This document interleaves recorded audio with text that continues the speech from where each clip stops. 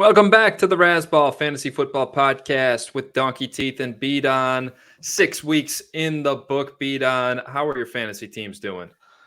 I feel like it's kind of like the season. I have some that are up. I have some very good teams. I have some that are down and that are just.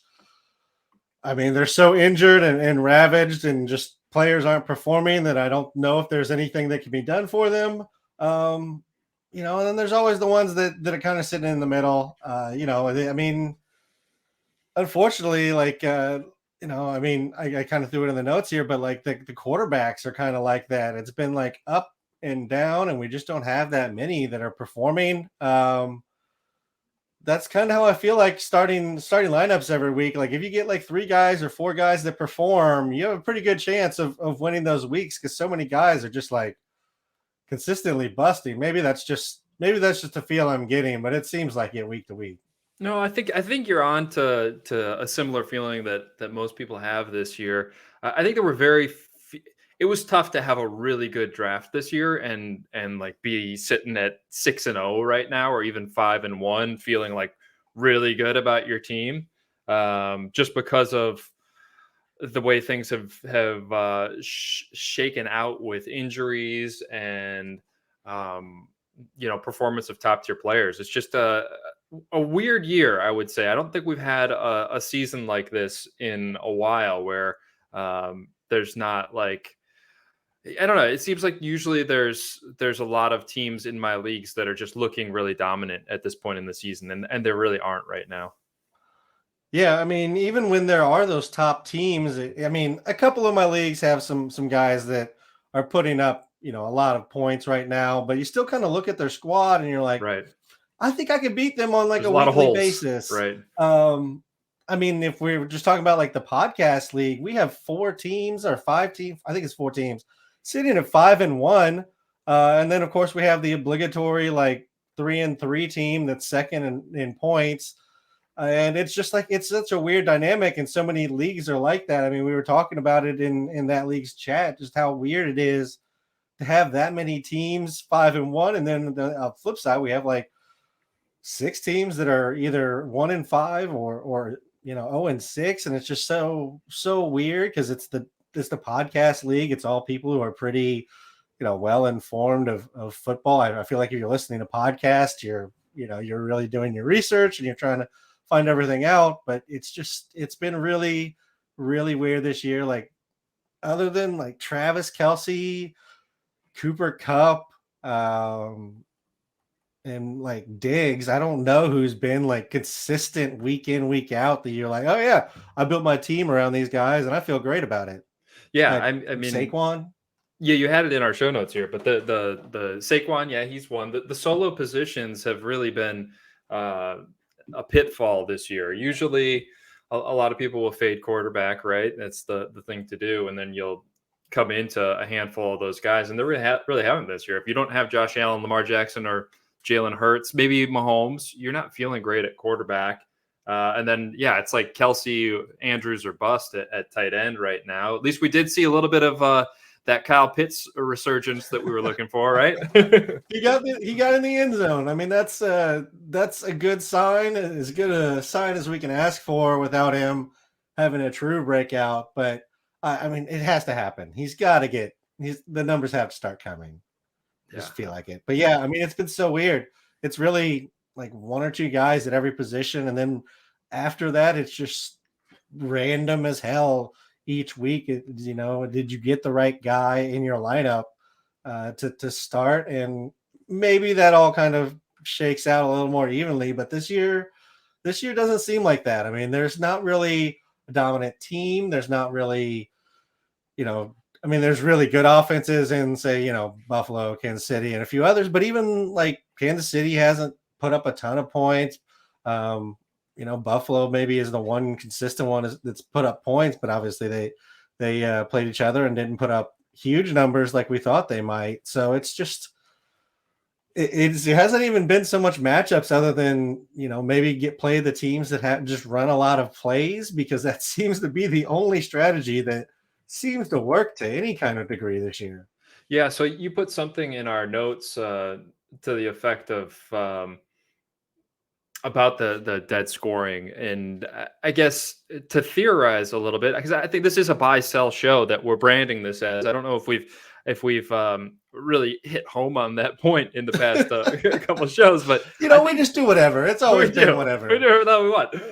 No, but I do think that there's a really nice buying opportunity on some of these top tier offenses with all of these talent players on the offenses at this point, because it seems to me, I guess my theory behind why call it the dead ball start to the season here, I think a lot of teams have taken the preseason very lightly and rested a lot of guys. And it used to be preseason, everybody played those first 3 games and then took the fourth off, right? Shortened preseason now. It just seems like everybody's taking a different approach. And so I think we're kind of still working through almost that preseason type dynamic with a lot of these teams. Like the Seahawks were always, they would take like the first 4 weeks of the season as part of their preseason and use it to kind of build out their team and figure out where everybody fits in. And I feel like that's where almost everybody's at right now. It's like we're now the regular season starts. So I think it is providing some buying opportunities. Of course, this is just my take. I have no idea if I'm right or not. Yeah, I mean, you know how I generally operate, and that is volume and talent. So if you have those two things, I'm buying in pretty much every situation that I can.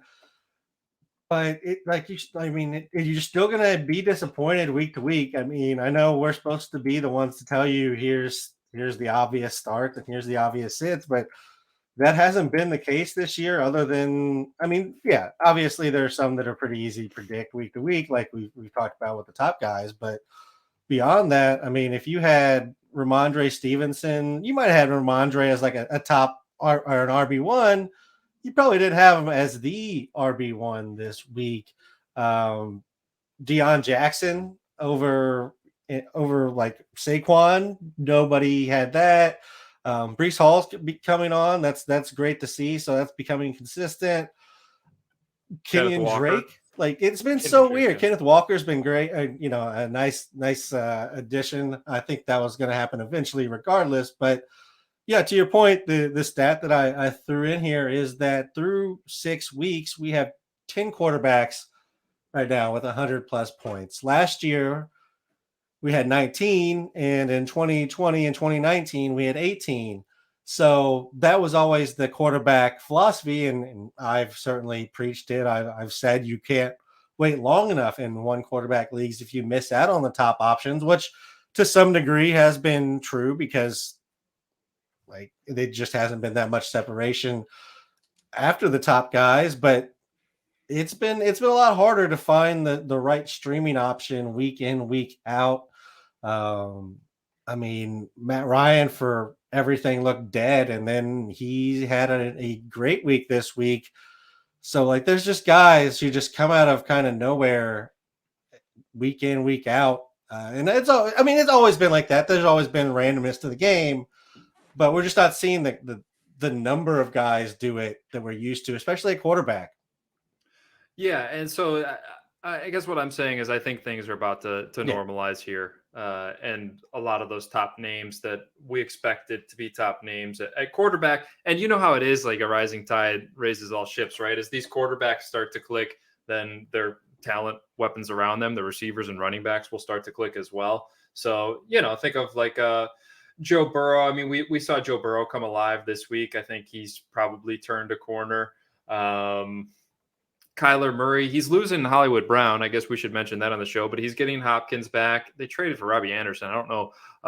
What are your thoughts on this Robbie Anderson trade? But I guess what I'm getting at is I think Kyler's about to wake up.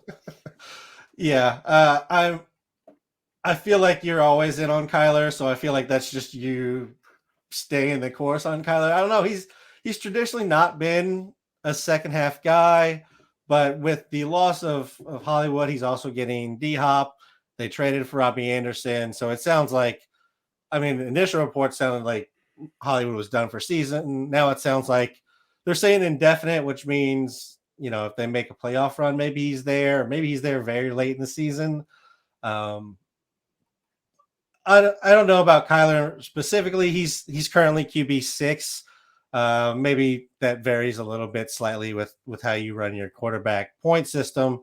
I know that may be the one position that changes more than any other than PPR. But Kyler is, I feel like that's kind of where he is. So if you're trading for him, I feel like that you're trading at value with him. But I do think there's a buying value if somebody's disappointed in him.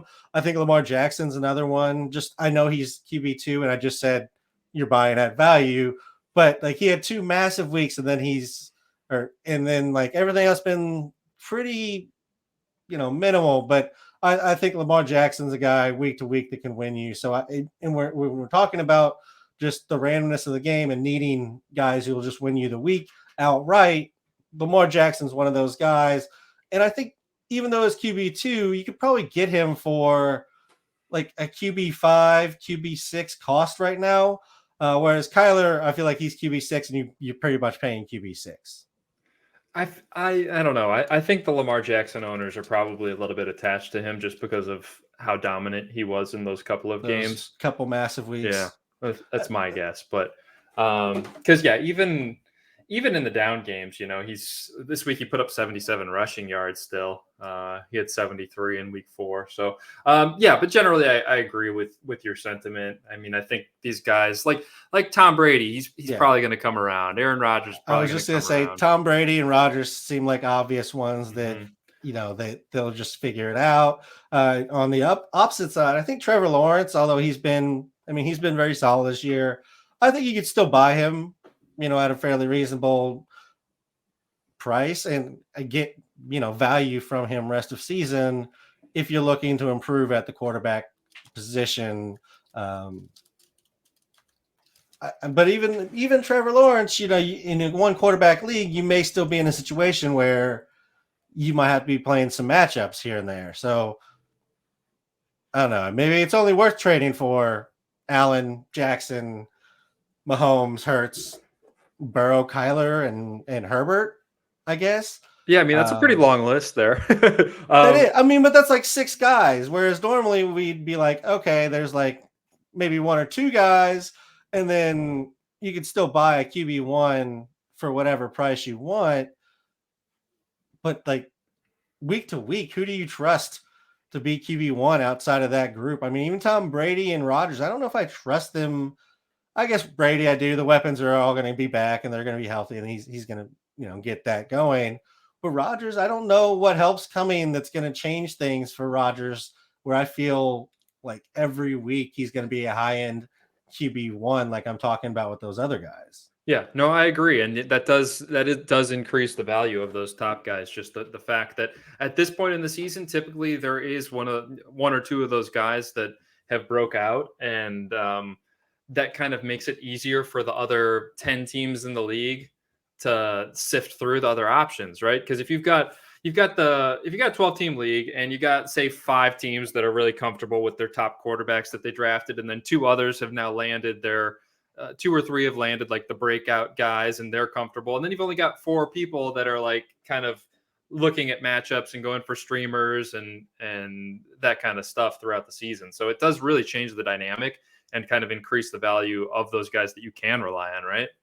Yeah, I think it does. I mean, I know it's in me to just say, oh, just grab like whichever quarterback you can grab as the lowest value, like a Brady, like a Rodgers. But again, I just don't know that Rodgers is going to separate.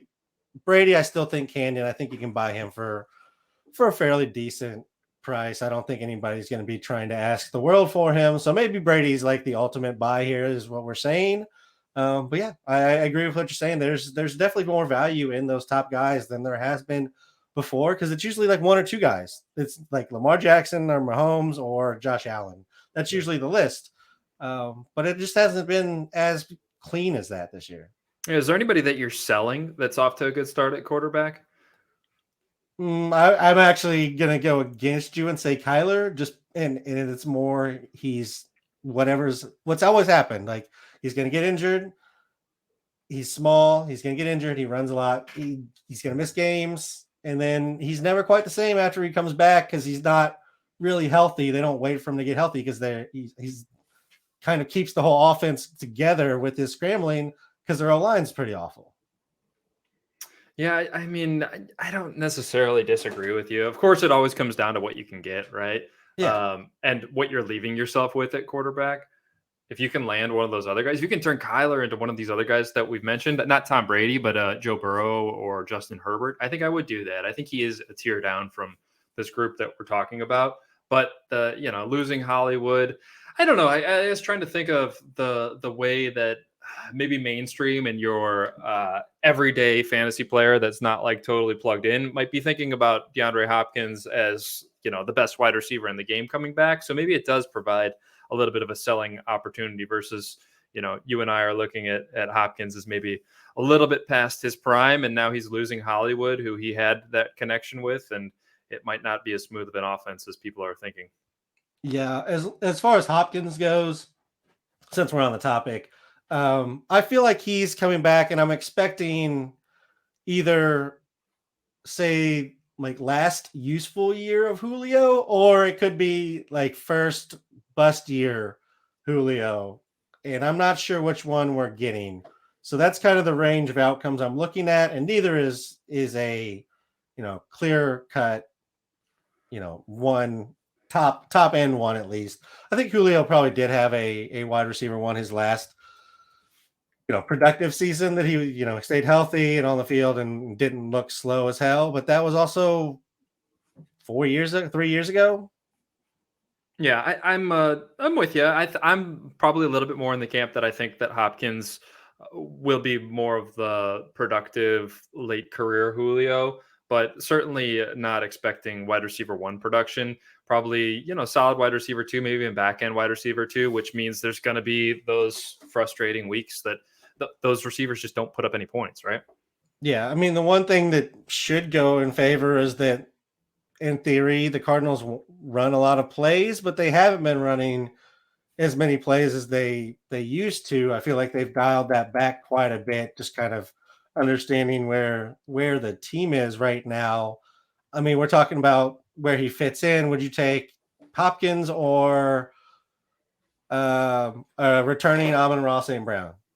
I'll take Amon Ra. Yeah, I mean Yeah, he was a real breakout guy that the first few weeks. So yeah. solid wide receiver one still, I think. Would you take him or Tyler Lockett, who's like the definition of a low end wide receiver too? I feel like. Yeah, I think that's the right spot.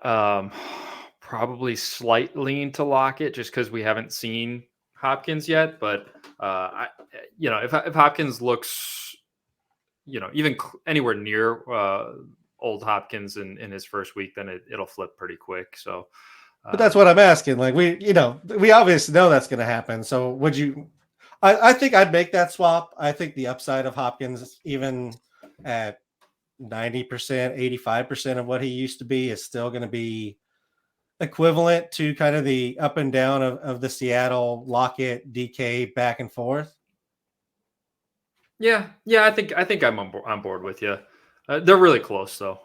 Yeah, and it depends. If like I need Lockett, if he really is your WR2, because I feel like he was going WR3, WR4 prices, but if he is truly your WR2, then maybe that changes it where you need to start him. But I still think I'm taking that upside gamble.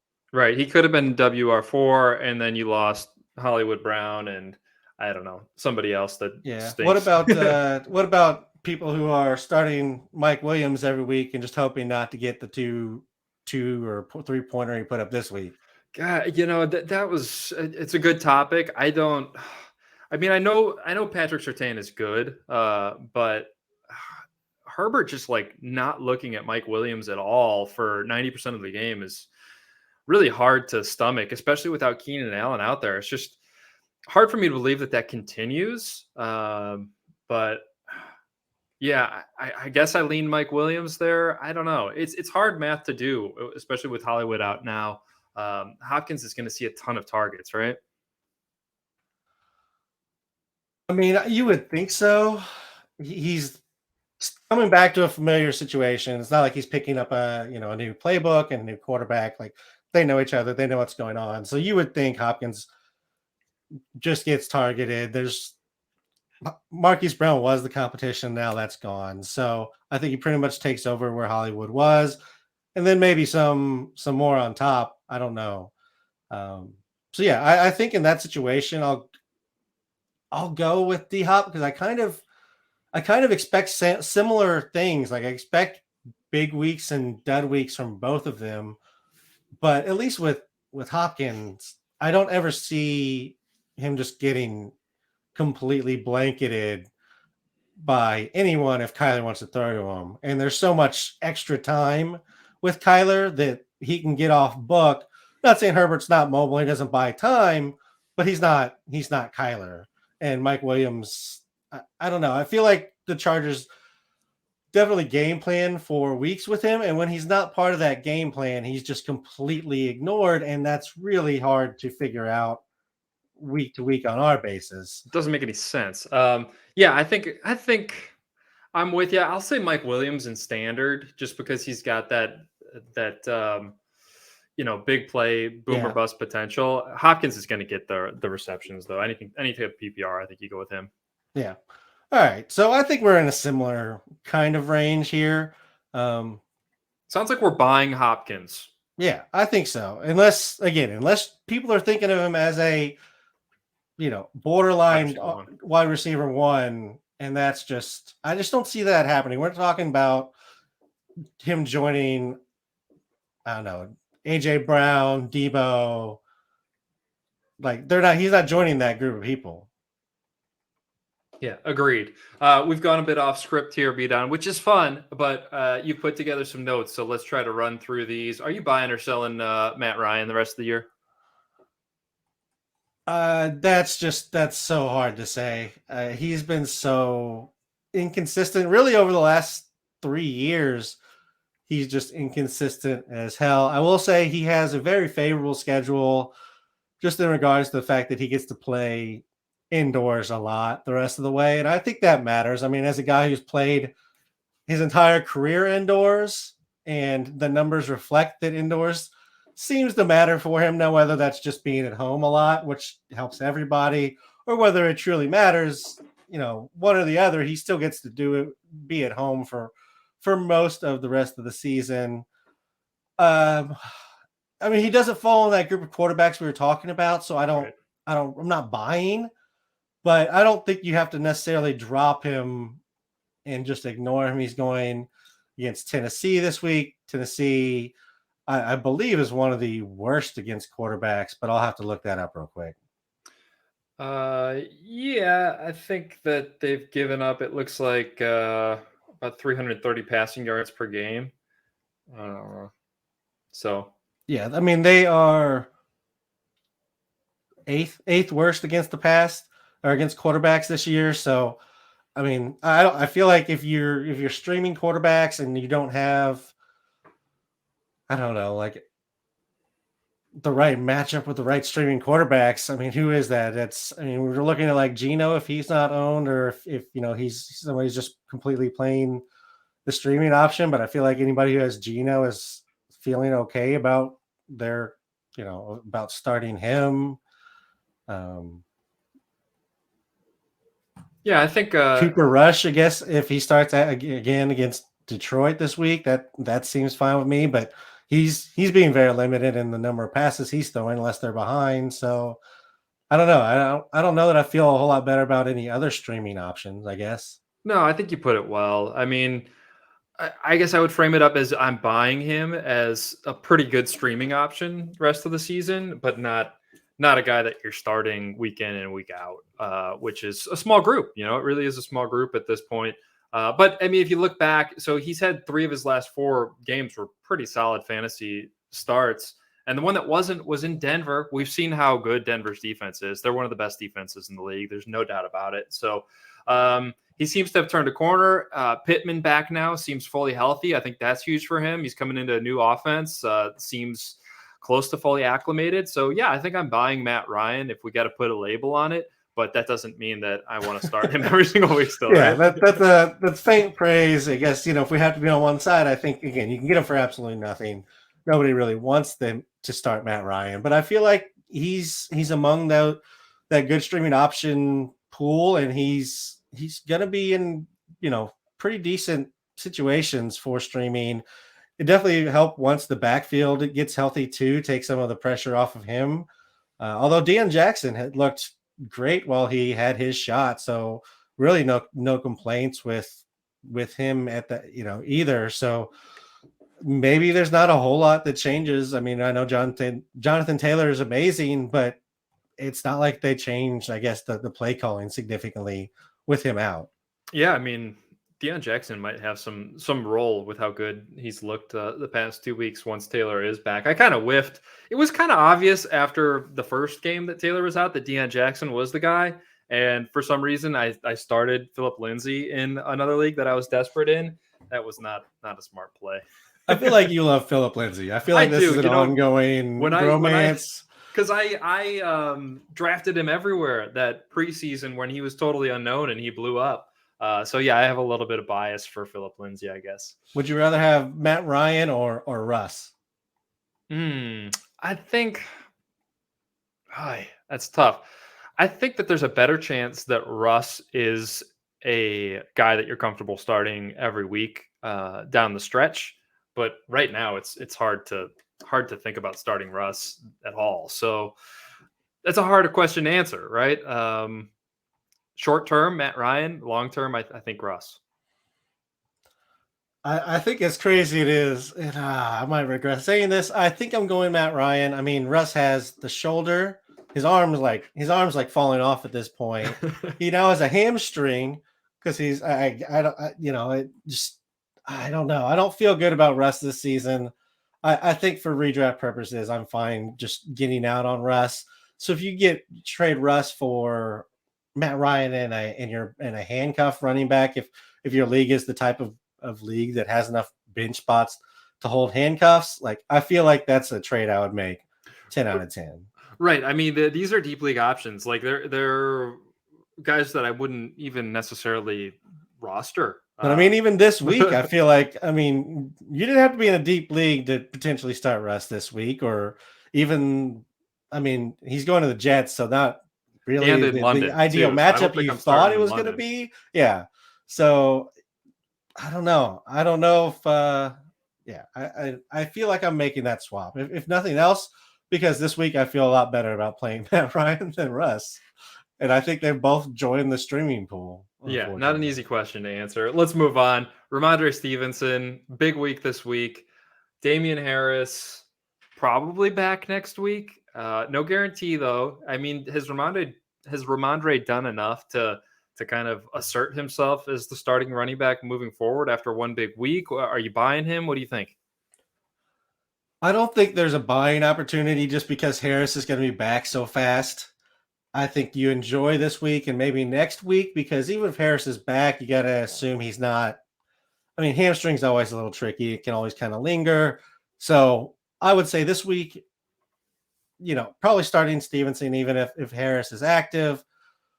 But beyond that, I feel like it's what we've talked about for as long as we've been doing this show, the way Bill Belichick handles running backs. He doesn't allow any running back to touch the ball that much. I think Ramondre may have moved above Harris as the RB1 in that timeshare, that 2 to 4 person timeshare, depending on the week. But I do feel like it's still going back to a pretty clear, 60-40, or, really realistically, like 45-35, 25, something like that, like with New England.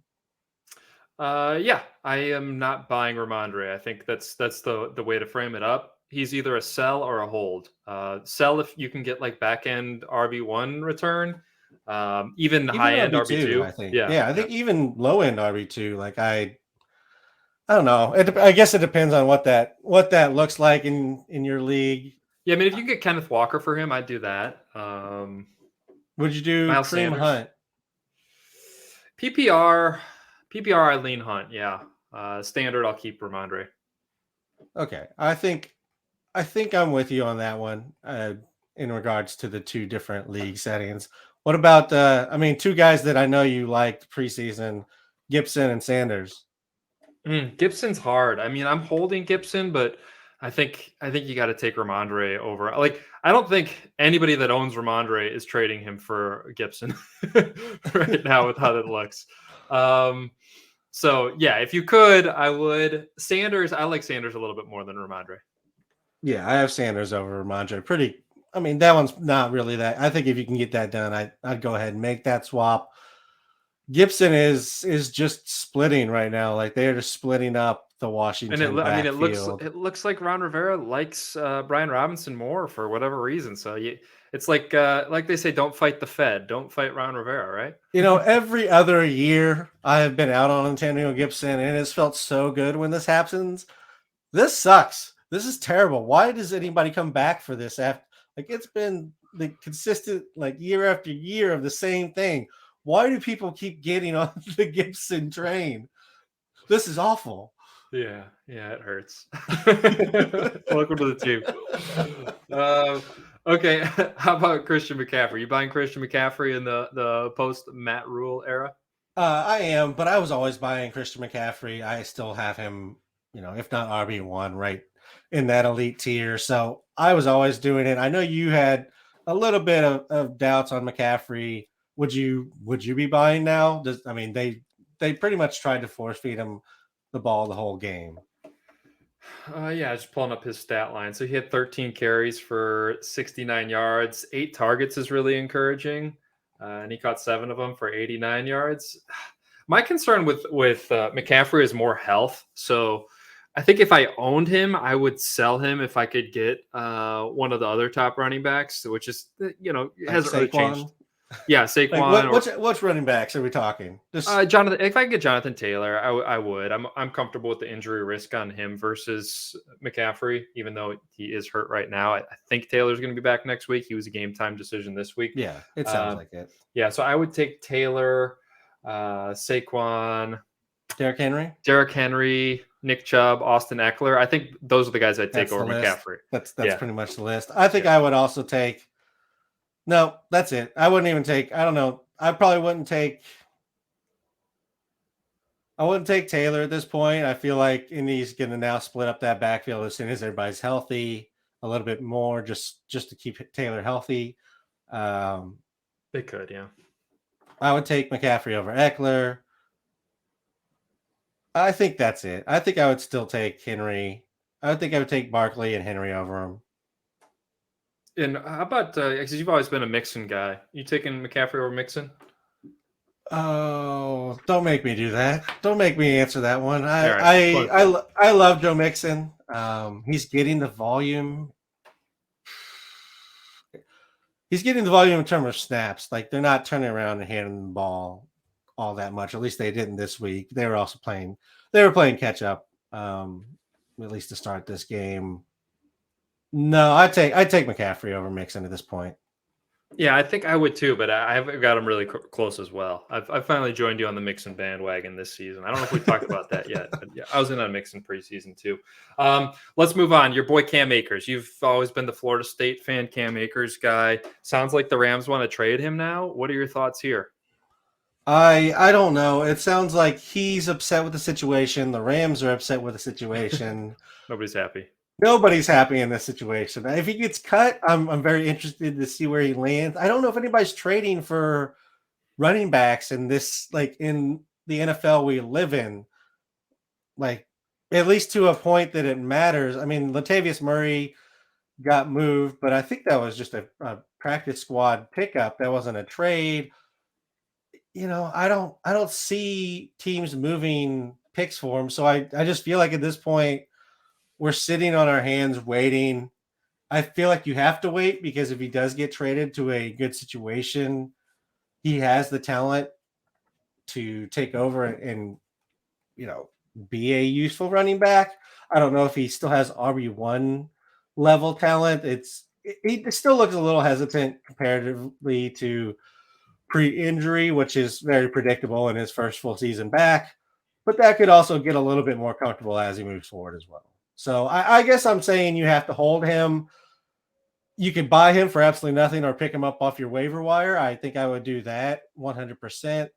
But it's not a situation that I expect to gain clarity until he gets cut, pretty much. Yeah, it's one of those situations where there's no sense in selling unless you got a short bench and you just want to drop him for a better option.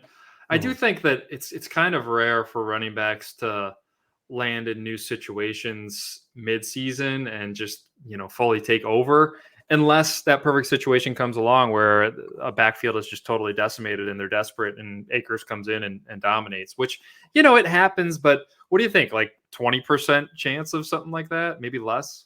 Yeah, I would say just looking at the history of NFL trades in general, not just running backs, like across Right. the board, NFL trades mid-season don't tend to work out.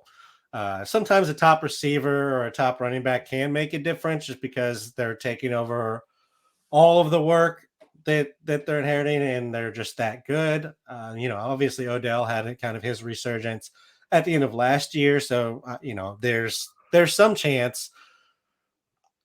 I think your number is about right. I'd say there's about a quarter chance that he lands in the right situation that gets the work, that has the offensive line and the offense to where it's worth trading for him versus just holding. Yeah, I'm with you. Elijah Moore, he's been absolute trash. I'm just going to say I'm selling. I think you got to drop him unless you're in a really deep league. He's got the feeling of, one of those 49er receivers that we were like excited about in the mid rounds the past few Oh years. God, no! Don't put Pettis, like Dante Ayuk, Pettis on him. Pettis and Hey, Ayuk. Ayuk's This is what it feels like. been better. Ayuk's been Oh Ayuk yeah, was I'm like not the saying top receiver this week. no, I'm not saying that there's no hope for him long term, but this season, I think you just write him off, and it just feels like one of those years that's like, just cut bait. Like you didn't want to own Yeah, Ayuk at all last year. no, you didn't want to own him at all last year, but this year you're happy that you bought the dip a little bit. Although, there really wasn't a dip on him. That's part of the reason that it was hard to get back on the train with Ayuk. It was like, but guys, he was terrible last year. Why isn't there a dip? I wanted to buy the dip. Um, in regards to uh, Elijah Moore. Elijah Moore, sorry, I was just blanking on who's working here.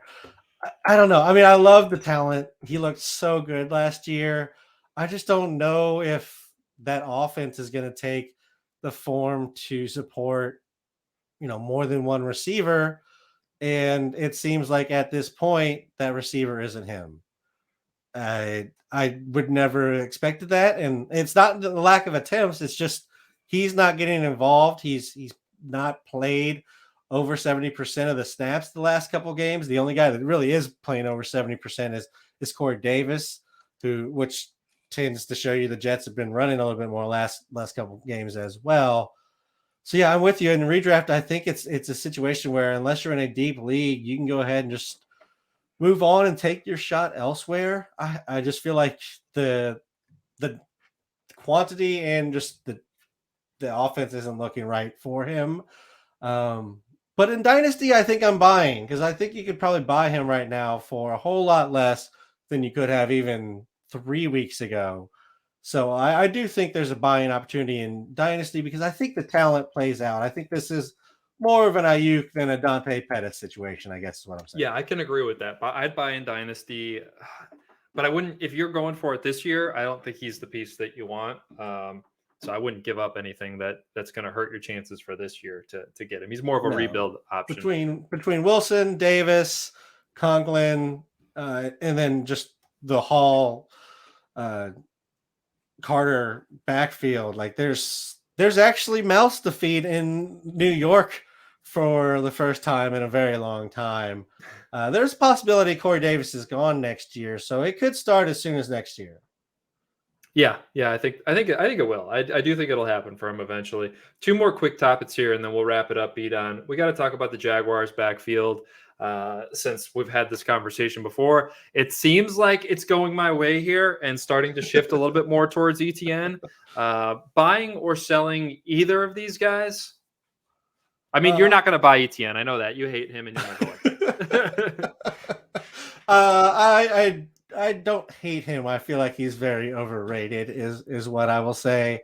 In regards to whether I feel like I don't really feel like I'm buying either one. I think if I'm buying anyone, it's James Robinson, just because he's still getting pretty much the same level of snaps and handoffs as he was before. He's just not finding the end zone right now.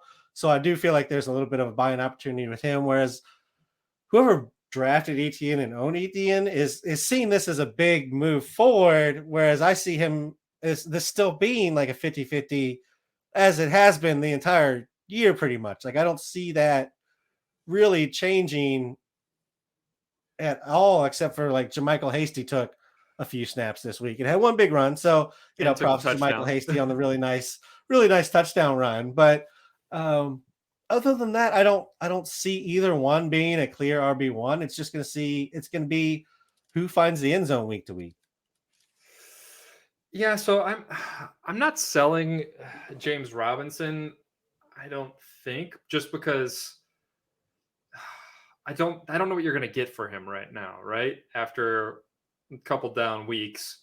I mean, his usage, he's got less than 50% of the snaps each of the last 3 weeks. It does seem like it shifted to Etienne. I've got Etienne as my buy this week, or our Cartoon Donkey does. So I'm in on Etienne, but maybe you're right. Maybe it's not as good of an opportunity to buy as I'm thinking, because the owner may be kind of anchored to the draft day price, because I don't think he's going to return that kind of value. But the owner in your league might be looking at this as like an opportunity to get out. Like they were frustrated with him, and somebody's making an offer, and it's not like he had an awesome week here in week 6. Like he was serviceable.